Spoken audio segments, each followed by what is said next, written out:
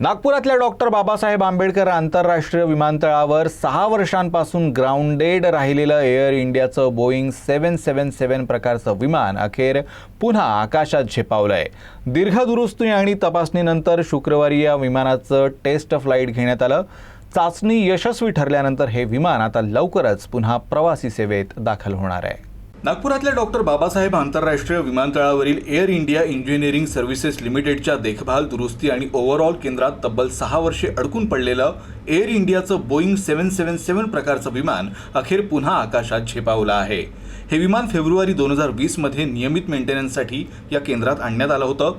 सुरुवातीला केवळ 1 महिन्यात काम पूर्ण होण्याची अपेक्षा होती, मात्र इतर विमानांसाठी या विमानातील काही सुटे भाग वापरले गेल्यामुळे दुरुस्तीचं काम लांबलं आणि विमान तब्बल 6 वर्षे ग्राउंडेड राहिलं। अखेर दीर्घ देखभाल आणि तपासणीनंतर या विमानाची तयारी पूर्ण झाली असून शुक्रवारी नागपूर विमानतळावरून त्याची टेस्ट फ्लाइट घेण्यात आली। या टेस्ट फ्लाइटमध्ये take off, control system, autopilot आणि लँडिंग सारख्या महत्त्वाच्या प्रणालींची तपासणी करण्यात आली। ही चाचणी यशस्वी ठरल्यानंतर हे विमान पुन्हा एअर इंडियाच्या व्यावसायिक सेवेत दाखल होणार आहे।